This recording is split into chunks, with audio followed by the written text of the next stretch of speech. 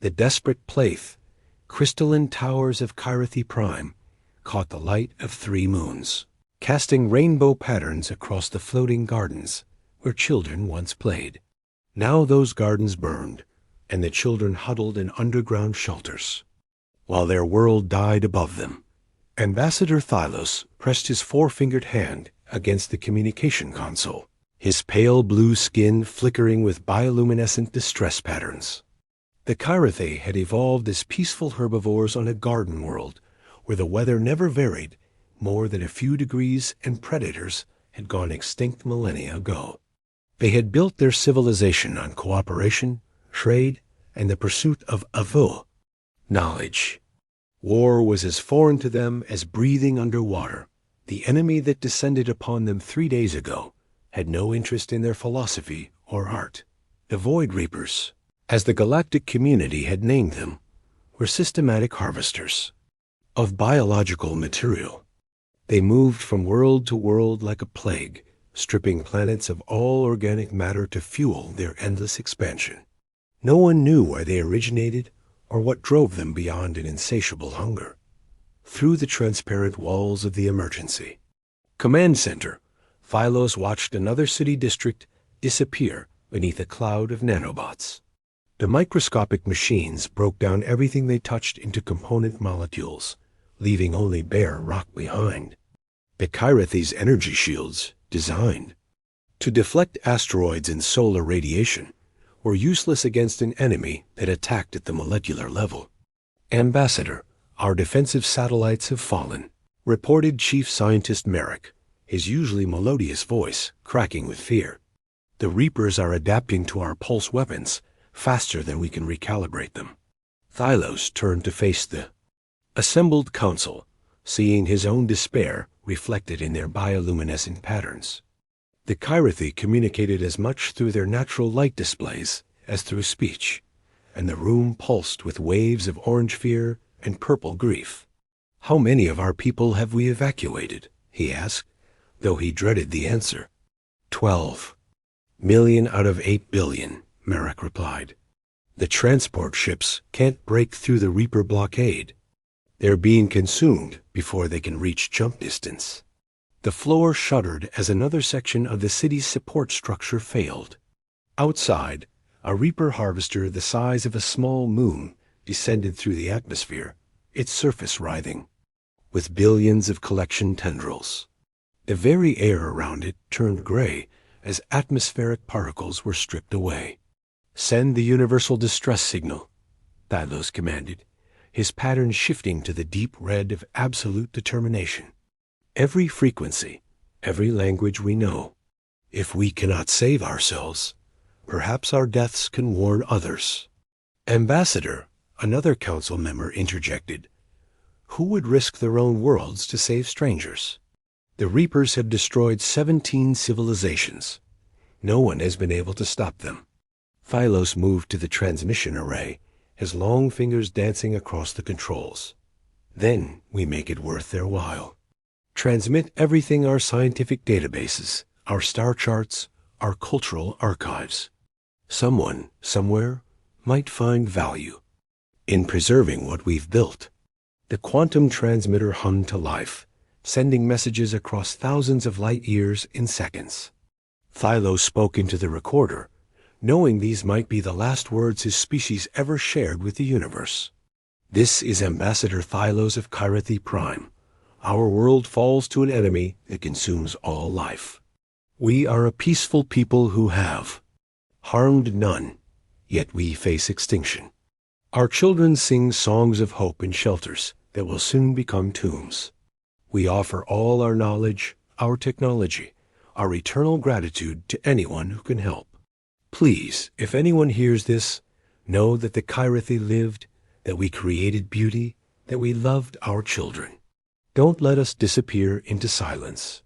The message rippled outward through space, carried by quantum entanglement to receivers across the galaxy. It passed through the territories of great empires, who turned away in fear, through the space of warrior cultures, who calculated the odds and declined, until finally it reached a small blue planet orbiting an unremarkable yellow star, Dr. James. Patterson nearly dropped his coffee when the monitors at the Deep Space Communications Array lit up like a Christmas tree. The facility, hidden in the mountains of Colorado, had been listening to space for decades. They'd found plenty of interesting signals, but nothing like this. The message came through in perfect mathematical sequences that resolved into visual and audio data. When the translation program finally parsed the alien language, Patterson found himself looking at a being unlike anything in science fiction. The Kythy ambassador was beautiful in an ethereal way, with skin that literally glowed with emotion, and eyes that held an intelligence both alien and deeply familiar. Within hours, the message had reached the highest levels of Earth's governments. In an emergency session of the United Nations Security Council, world leaders gathered to witness humanity's first confirmed contact with alien life, and to decide whether Earth would answer a dying species' call for help. General Maria Rodriguez, head of the newly formed Earth Defense Command, stood before the assembly with a grim expression. The enemy described in this message represents a clear existential threat. If these Void Reapers continue their expansion, they'll reach Earth within 30 years. Then we stay hidden, suggested the Russian delegate. If we don't respond, they won't know we exist. And we condemn an entire species to death through our cowardice, countered President Shun of the Pacific Alliance. Is that how humanity wants to announce itself to the galaxy? Commander Elena Reyes had been standing quietly in the corner, reviewing tactical data on her tablet. At 35, she was young for her rank, but she'd earned it through brilliant strategy and an uncanny ability to think like humanity's enemies.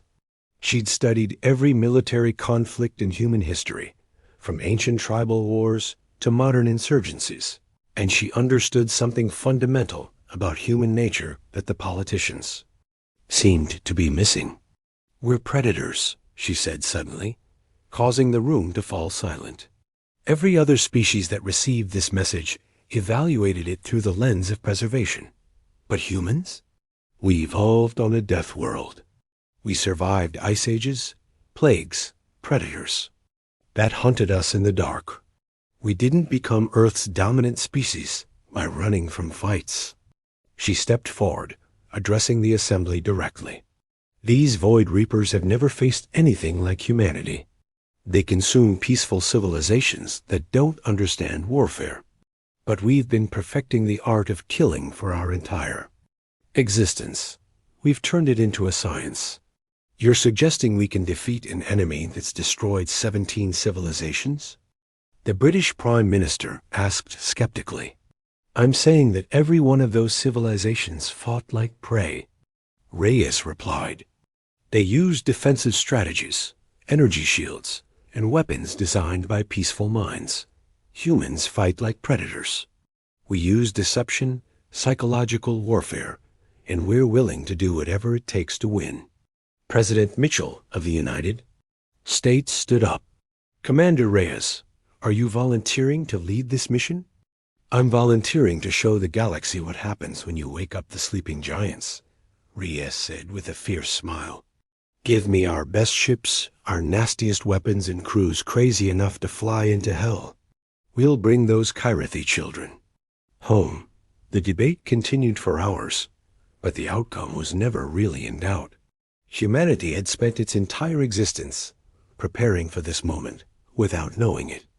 Every war, every conflict, every advancement in the art of destruction had been leading to this, the moment when Earth's children would stride onto the galactic stage not as explorers or diplomats, but as the warriors the universe desperately needed.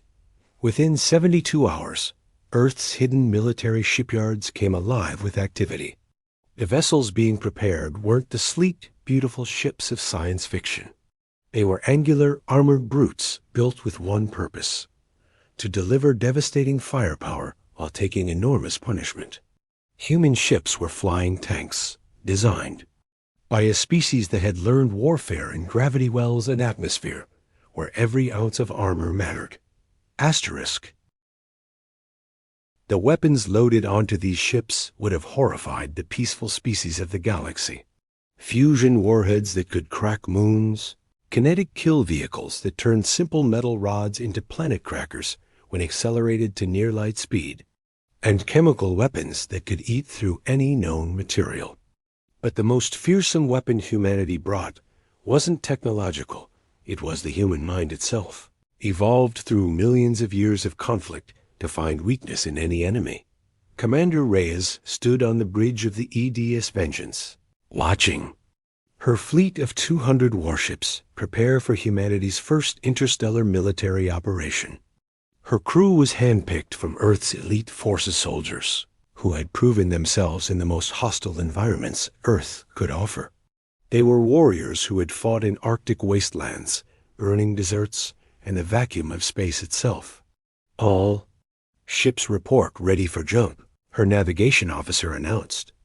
Reyes looked at the star chart showing the location of Kythy Prime, 26 light-years away. With their experimental jump drives, they could make the journey in 18 hours. It would be the longest distance humanity had ever traveled, and they were going to pick a fight at the end of it. "Send a message to the Kythy," she ordered. "Tell them the Death Worlders are coming, and we're bringing enough firepower to crack a small moon." She paused, then added with a predatory grin, "And tell them to point us at whatever needs killing." Asterisk when predators become protectors the human. Fleet erupted from jump space at the edge of the Kythy system, like wolves breaking from forest cover. 200 ships materialized in perfect formation, their angular hulls bristling with weapons that seemed crude compared to the elegant energy systems of galactic standard technology. But there was nothing crude about their effectiveness. Commander Elena Reyes stood at the tactical display, taking in the devastation with the cold calculation of a predator sizing up its territory. 3 of the system's 5 planets had been stripped bare, their surfaces scoured down to bedrock. The Void Reapers swarmed around Kythy Prime like antibodies around an infection, their biomechanical forms pulsing with stolen life energy. "Jesus Christ," whispered Lieutenant Marcus Thompson, her tactical officer. "There must be thousands of them." "Good," Reyes replied, her voice carrying the kind of calm that preceded violence. "More targets means less thinking required. Signal the fleet pattern. Wolf Pack, I want 3 strike groups. We're going to teach these things what persistence hunting means." The Kythy survivors detected the human arrival with a mixture of desperate hope and confusion. Ambassador Thylos, now coordinating from a hidden bunker beneath the planet's surface, stared at the sensor readings in disbelief. The ships that had answered their call looked nothing like the elegant vessels of known spacefaring civilizations. They were brutal, angular things that seemed designed by someone who considered aesthetics a weakness. "Ambassador, they're broadcasting." "On our emergency frequency," Marak announced, patches of yellow uncertainty flickering across his skin. The message that came through was unlike any diplomatic communication that Kythy had ever received. Commander Reyes appeared on their screens, a human female with scarred hands and eyes that held no fear, only a terrible focus. "Ambassador Thylos, this is Commander Elena Reyes of Earth's Expeditionary Fleet. We received your distress call. We're here to kill whatever's been bothering you.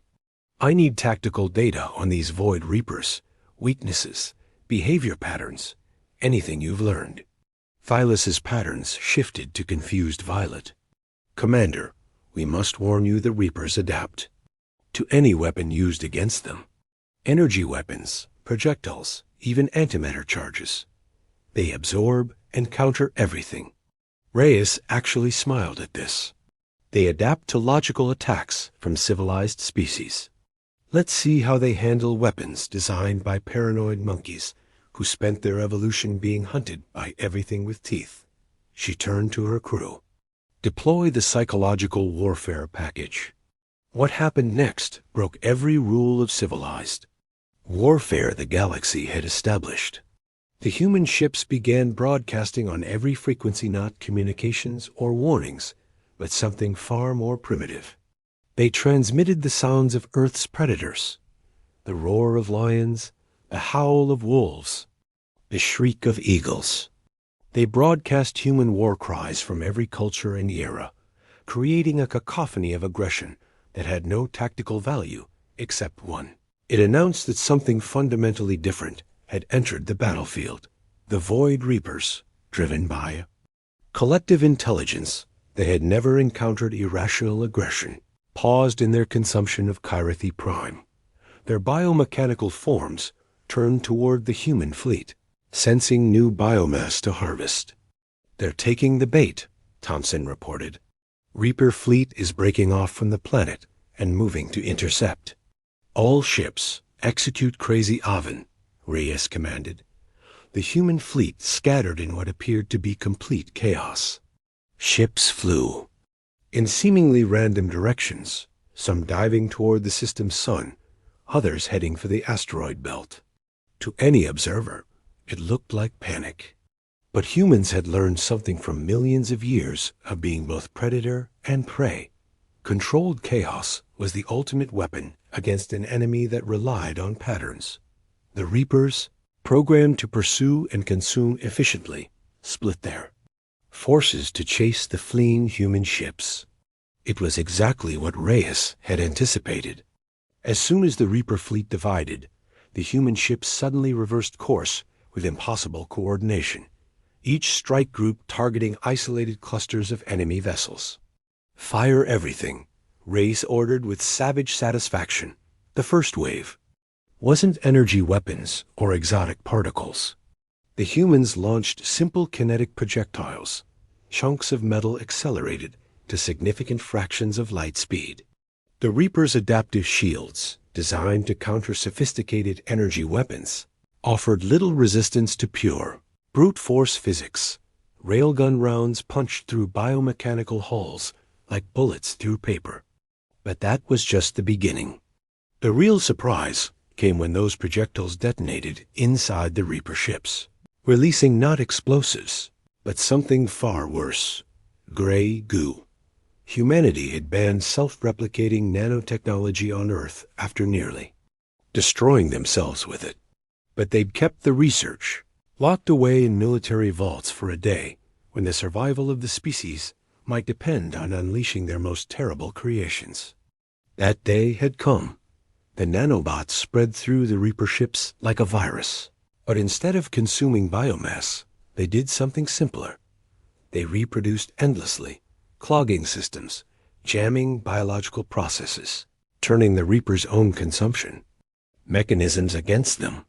Within minutes, infected Reaper ships began to bloat and rupture as the gray goo reproduced beyond their ability to adapt. "Commander, the Kythy are hailing us," the communications officer announced. I think they're terrified of us." On screen, Ambassador Thylos appeared, his bioluminescent patterns cycling through colors so rapidly it was almost stroboscopic. "Commander Reyes, what are you doing?"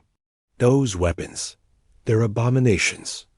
They could consume everything. They're programmed to self-terminate in 6 hours," Reyes replied calmly. "We're not monsters, Ambassador. We're just very, very good at killing things that threaten us." The Void Reaper's collective intelligence had never encountered anything like humanity's approach to warfare. These new opponents didn't fight with logic or established patterns. They used biological weapons, kinetic strikes, and perhaps most disturbing of all, they seemed to enjoy the conflict. The human ships played music during battle aggressive, rhythmic sounds that their crews called metal, and their communications were filled with what could only be described as enthusiasm. But the Reapers began to adapt, as they always did. They started producing counter-nanobots, their shields beginning to adjust to kinetic impacts. The battle was far from over. "They're learning," Thompson warned. "Adaptive responses across their entire fleet." "Good," Reyes said. "Time for phase 2. All ships, deploy the museum pieces." From the human ship's cargo bays came weapons that seemed impossibly primitive. Chemical rockets, simple explosives, and most bizarrely, canisters of what appeared to be ordinary water. The Kythy observers couldn't understand why the humans would resort to such ancient technology. Asterisk. The answer became clear when the first chemical rocket detonated against a Reaper ship's hull. The explosion itself did minimal damage, but it released a cloud of chlorine trifluoride, a chemical so violently reactive that it could burn through almost anything, including things that were supposedly fireproof. It was a substance so dangerous that humans themselves were terrified of it. The Reaper's organic components, never having evolved to deal with such aggressive chemistry, began to dissolve. Their biomechanical integration, their greatest strength, became their weakness as the chemical fire spread through organic and mechanical components alike. Meanwhile, the water canisters were revealed to contain something far deadlier than simple H2O. They held water bears microscopic earth creatures called tardigrades that could survive in the vacuum of space, extreme radiation, and temperatures near absolute zero. But these weren't ordinary tardigrades. These had been genetically modified by human military scientists to do one thing: eat silicon-based compounds, the very thing the Reapers used in their biomechanical structures. You weaponized water bears? Thylos asked in disbelief when Reyes explained what was happening. We weaponized everything, Reyes replied matter-of-factly. On Earth, even our poetry can be turned into a weapon if you're creative enough. The battle turned into a rout. The Void Reapers faced with opponents who fought without rules, without logic, and with weapons that defied their understanding of warfare, began to retreat. For the first time in their existence, they encountered something more frightening than themselves. A species that had evolved on a world so hostile that it had turned them into the galaxy's perfect warriors. But Reyes wasn't satisfied with just driving them off. All ships pursue and destroy. I want every last one of these things turned into space dust. Send a message to whatever's controlling them. You come for Earth or its friends, and we'll make you extinct. The human fleet chased the Reapers to the edge of the system, employing tactics that would become legendary in galactic military history. They used false retreats to lure enemies into ambushes. They played dead, powering down their ships only to spring back to life when the Reapers approached. They even used psychological warfare, broadcasting the dying screams of destroyed Reaper ships back to the collective, causing confusion and what could only be described as fear in the hive. 6 hours after the battle began, the last Void Reaper in the Kythy system was destroyed. The human fleet had lost only 12 ships, while completely annihilating an enemy force that had destroyed 17 civilizations. As the debris cleared, Commander Reyes opened a channel to the Kythy survivors. Ambassador Thylos appeared on screen, his patterns now showing a complex mixture of gratitude, awe, and genuine fear. Commander, we don't know how to thank you. You saved our entire species. No thanks needed, Reyes replied. But we would appreciate that technical data you offered. Earth could use friends out here, and we could learn from each other. Learn? Thylos's patterns shifted to confusion. What could we possibly teach you about warfare? Not warfare, Reyes said with the first genuine warmth she'd shown. We've got that covered. But that message you sent talked about art, music, philosophy. Humans are trying to be better than our nature. Maybe you could teach us how to build something instead of just destroying it. The alliance formed that day would reshape galactic politics. The Kythy became Earth's first interstellar allies, sharing their advanced peaceful technologies while humans provided military protection. Other species, seeing that the Deathworlders could be reasoned with, began reaching out for similar arrangements. Within a year, Earth had become the galaxy's unofficial police force, the warriors other species called when faced with threats they couldn't handle. Humans had found their place in the universe, not as conquerors, but as protectors, using their violent evolution to shield those who had never needed to develop such traits. And throughout the galaxy, a new saying emerged: never call humans to war unless you're prepared to see what Deathworlders consider acceptable tactics. The Void Reapers never returned to that sector of space. Some said they had been completely destroyed, while others believed they had simply learned to avoid the spiral arm where Earth resided. But in the deepest parts of space, in the collective consciousness of the Reaper hive mind, a new directive had been burned into their very being: avoid the Deathworlders. They are not prey. They are something far worse. They are hunters who enjoy the hunt.